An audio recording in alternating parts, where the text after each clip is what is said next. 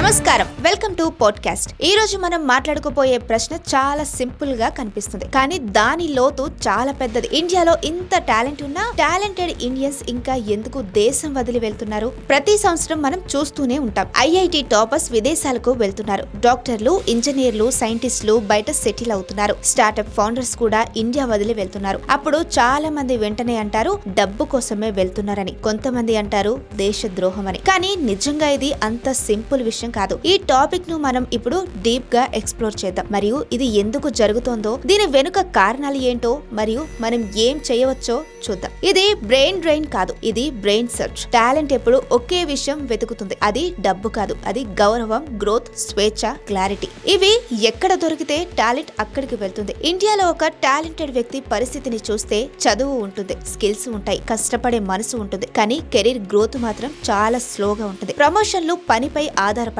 Politics పై ఆధారపడతాయి. జీతం పెరగడం స్కిల్ మీద కాదు, లక్ మీద ఉంటుంది. వర్క్ లైఫ్ బ్యాలెన్స్ అన్నది మాటల్లో మాత్రమే ఉంటుంది. ఉదాహరణకు ఒక సాఫ్ట్వేర్ ఇంజనీర్ ను తీసుకుందాం. ఇండియాలో వాడు ఒక కంపెనీలో చేరి 5 సంవత్సరాలు కష్టపడిన ప్రమోషన్ రావడానికి మేనేజర్ మూడ్ మీద డిపెండ్ అవుతుంది. అదే అమెరికాలో పర్ఫార్మెన్స్ మెట్రిక్స్ క్లియర్ గా ఉంటాయి. టార్గెట్స్ హిట్ చేస్తే ప్రమోషన్ గ్యారంటీ. అదే వ్యక్తి అమెరికా, యూరప్, ఆస్ట్రేలియా వెళ్ళాక ఒక్కసారిగా మారిపోయే విషయం ఏమిటంటే అక్కడ క్లారిటీ ఉంటుంది. నీకు ఏం చేయాలో తెలుసు, ఎంత చేస్తే ఎంత గ్రోత్ వస్తుందో తెలుసు, నీ టైం కు విలువ ఉంటుంది. అందుకే చాలా మంది ఒక మాట అంటారు, ఇండియాలో హార్డ్ వర్క్ చేస్తే సర్వైవల్, బయట చేస్తే గ్రోత్. ఇక్కడ మనం కొన్ని స్టాటిస్టిక్స్ చూద్దాం. ప్రతి సంవత్సరం సుమారు 1 మిలియన్ ఇండియన్స్ విదేశాలకు మైగ్రేట్ అవుతున్నారు, మరియు వీరిలో 70% మంది స్కిల్డ్ ప్రమోషన్స్. ఇది మన ఎకనామీకి నష్టమా? కాదు, ఎందుకంటే వాళ్ళు బయట నుండి రెమిటెన్స్ పంపుతారు. 2025లో భారతదేశానికి $125 బిలియన్ వచ్చింది, ప్రపంచంలోనే అత్యధికం. కానీ ఇది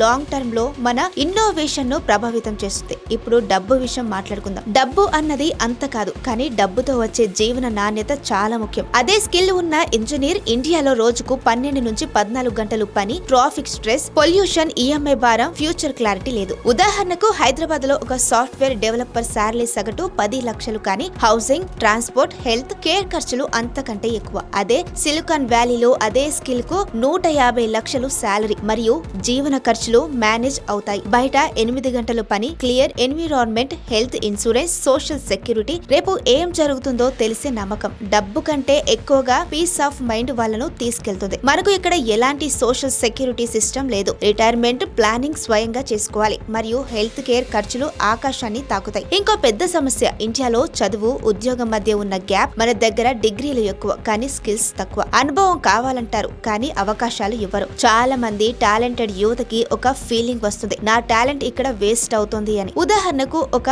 ఫ్రెషర్ ఇండియాలో జాబ్ సర్చ్ చేస్తే 2 ఇయర్స్ ఎక్స్పీరియన్స్ రిక్వైర్డ్ అని రిజెక్ట్ అవుతారు. అదే యుఎస్ లో స్కిల్ టెస్ట్ బేస్డ్ హైరింగ్ ఉంటుంది, మరియు ఇంటర్న్షిప్స్ ద్వారా అనుభవం బిల్డ్ చేసుకోవచ్చు. అదే బయట స్కిల్ బేస్డ్ హైరింగ్ ఉంటుంది, ఇంటర్న్షిప్స్ ఉంటాయి, పెయిడ్ రీసెర్చ్ ఉంటుంది, ఇండస్ట్రీ కాలేజ్ లింక్ ఉంటుంది. అందుకే స్టూడెంట్స్ కూడా ముందే డిసైడ్ అవుతారు ఇండియాలో సెటిల్ అవ్వడం కష్టమని. ఇండియాలో ఎడ్యుకేషన్ సిస్టమ్ థియరీ ఫోకస్డ్, కానీ బయట ప్రాక్టికల్ మరియు ఇండస్ట్రీ రెడీ కలికులం ఉంటుంది. ఇంకో సెన్సిటివ్ విషయం చెప్పాలి, ఇండియాలో సిస్టమ్ అంటే భయం. ఫైల్స్, పర్మిషన్స్, డిలేలు, కలెక్షన్లు. కొత్త ఐడియా ఉంటే ముందు ఫియర్, తర్వాత రూల్స్, చివరికి ఫ్రస్ట్రేషన్. ఉదాహరణకు ఒక సాఫ్ట్వేర్ ఫౌండర్ ఇండియాలో కంపెనీ రిజర్వ్ చేయడానికి వీక్స్ పట్టవచ్చు, మరియు ఫండింగ్ కోసం రెగ్యులారిటీ, హార్డ్ డీల్స్ ఎదుర్కోవాలి. బయట మాత్రం ఫెయిల్ అవ్వడం నార్మల్, ట్రై చేయడం ఎంకరేజ్ చేస్తారు. సిస్టమ్ సపోర్ట్ చేస్తుంది. అందుకే సైంటిస్టులు, రీసెర్చర్లు, ఫౌండర్స్ ఇండియా వదిలి వెళ్తున్నారు. ఇక్కడ మనం రెడ్ టేప్ మరియు బ్యూరోక్రసీ వల్ల ఇన్నోవేషన్ ను స్లో చేస్తుంది. ఇంకో విషయం, సొసైటీ ప్రెజర్.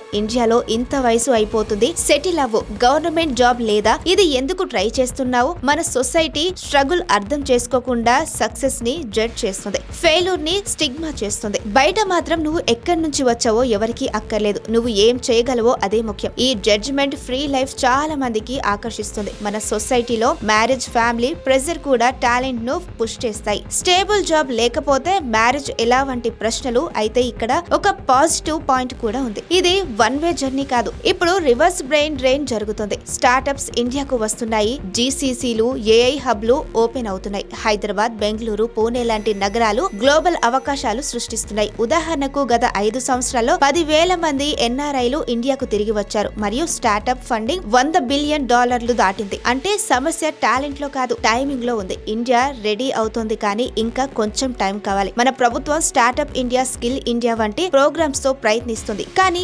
ఇంప్లిమెంటేషన్ మెరుగుపరచాలి. అసలు ప్రశ్న ఇది కాదు. టాలెంటెడ్ ఇండియన్స్ ఎందుకు వెళ్తున్నారు? టాలెంట్ ను ఎందుకు ఇంకా నిలుపుకోలేకపోతుంది? సిస్టమ్స్ మెచ్యూర్ కావాలి, మెరిట్ రివార్డ్ కావాలి, జీవన నాణ్యత మెరుగుపడాలి. టాలెంటెడ్ ఇండియన్స్ దేశాన్ని వదిలి వెళ్లడం లేదు, దేశం రెడీ అయ్యే వరకు వాళ్ళు వెయిట్ చేయడం లేదు. మనం మార్పు తీసుకురావాలి. ఎడ్యుకేషన్ రిఫార్మ్స్, బెటర్ ఇన్ఫ్రా మరియు మెరిట్ బేస్డ్ సొసైటీ బిల్డ్ చేయడం ద్వారా మీ అభిప్రాయం ఏమిటి? మీరు వెళ్ళాలనుకుంటున్నారా లేదా ఇక్కడే ఉండి మార్పు తీసుకురావాలని అనుకుంటున్నారా? కింది కామెంట్ లో చెప్పండి. This is BTJ Podcast. Thank you for listening. Stay tuned for more honest conversations.